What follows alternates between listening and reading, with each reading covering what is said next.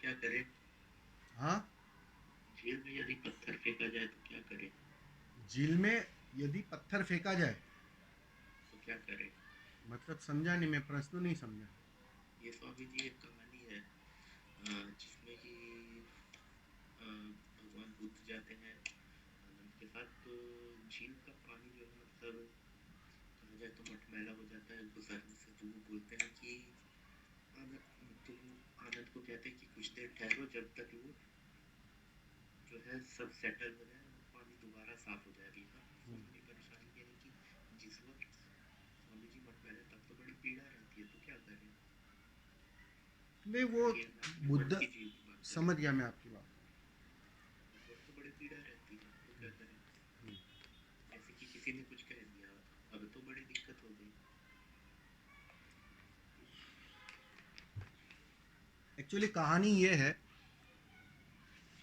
कि बुद्ध विहार पर थे, यात्रा पर थे, चलकर जाते थे गांव गांव।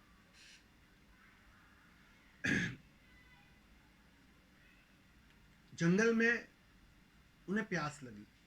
उन्हें आनंद को कहा कि आनंद, प्यास लगी है, पानी चाहिए।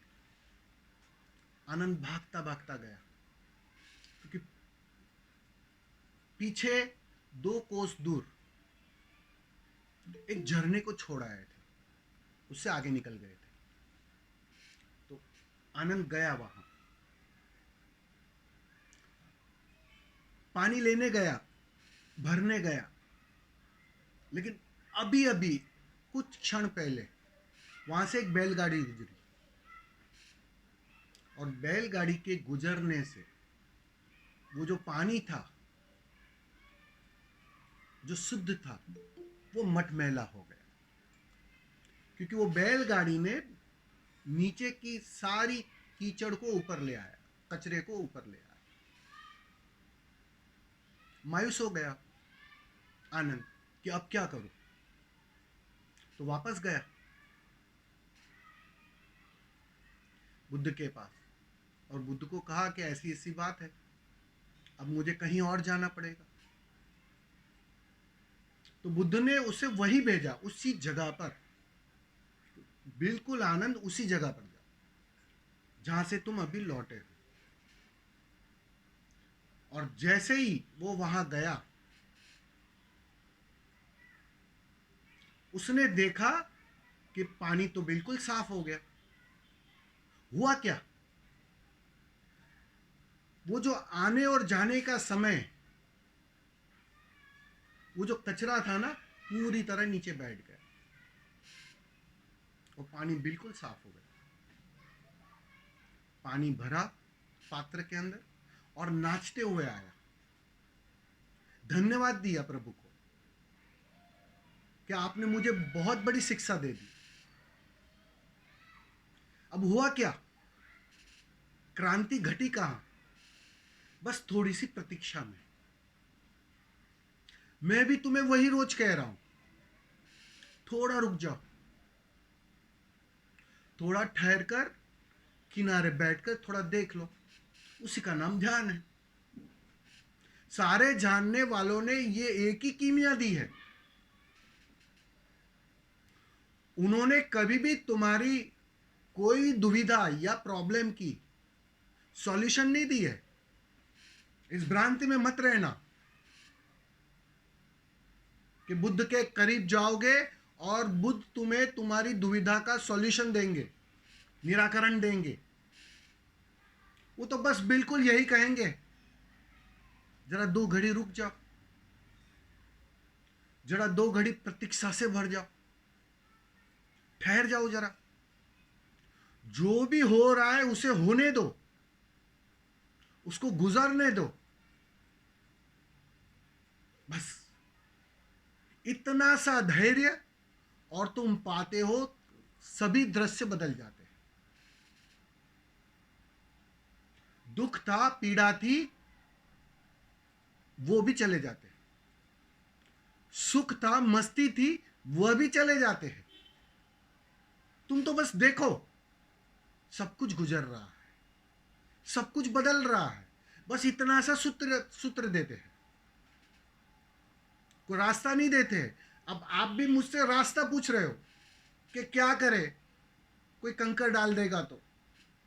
भाई देखो, लहर उठ रही है, उसको उठने दो। लहर और ऊपर उठ रही है, और ऊपर उठने दो। अब मैं तुम्हें कुछ भी कहूंगा करने के लिए कि भैया एक काम करना, जब लहर उठे, बेचैनी उठे, तो ये करना, फिर उस बेचैनी से कैसे निजात पाओगे? क्योंकि तुम्हारा करना ही तो सबसे बड़ी बेचैनी है, तुम्हारा करना ही तो सबसे बड़ी लहर है।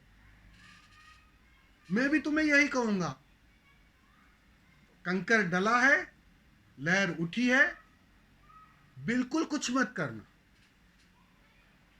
थोड़ा किनारे बैठ जाना, थोड़े प्रतीक्षा से भर जाना और देखना उस लहर को उठते हुए, सघन होते हुए और विसर्जित होते हुए। क्योंकि कुछ पलों के बाद वो विसर्जित भी हो जाएगी। हां, तुम कुछ करोगे उसको विसर्जित करने के लिए, तो निश्चित ही उसका विसर्जित होना थोड़ा कठिन हो जाएगा। क्योंकि तुम्हारा करना ही तो सबसे बड़ी कंपन का कारण बनता है, लहर को जगाने का कारण बनता है तुम्हारा करना। वो करता जब तक है, वो करने की दौड़ जब तक है, वो ठीक करने की दौड़ जब तक है, तब तक बेचैनी जाएगी नहीं। मैं भी तुम्हें यही कहता हूं, अगर झील में कंकड़ फेंका गया है तो बस झील के किनारे बैठ जाओ और प्रतीक्षा से भर जाओ, और वही प्रतीक्षा सब कुछ समाप्त कर देगी। खो जाएगा सब, लहर भी खो जाएगी, और एक दिन ये लहर को देखने वाला भी खो जाएगा। देखते देखते बस देखने में ये क्रांति घट जाती है, तुम्हारे कुछ ना करने में ये क्रांति घट जाती है। तुम जब तटस्थ रहते हो तब ये क्रांति घट जाती है। तुमने पक्ष में या विपक्ष में कुछ भी किया, तुम्हें पता हो ना पता हो, नई लहर उठ जाती है। और फिर तुम दौड़ते आओगे कि स्वामी जी मैंने इसको ठीक करने के लिए ऐसा किया, ये विधि की, वैसा किया, अब ये तो और ज्यादा परेशानी ले आया। तो उससे अच्छा है पहले में ही समझ जाओ, उठने दो लहर को, ठीक से उठने दो, और तुम किनारे बैठकर उसको देखो। समझ में आ रहा है ना? यस जी स्वामी जी, बिल्कुल साफ समझ में आ रहा है। क्योंकि अब तो बिल्कुल साफ समझ में। करने में तुम नए कंकर डालोगे, बस और कुछ नहीं है। ये बात स्वामी जी पहले नहीं समझ में आती थी, अब समझ में आ रही है, लेकिन फिर भी सोचा कि ये सवाल पूछ ही लेता हूँ। स्वामी जी प्रणाम।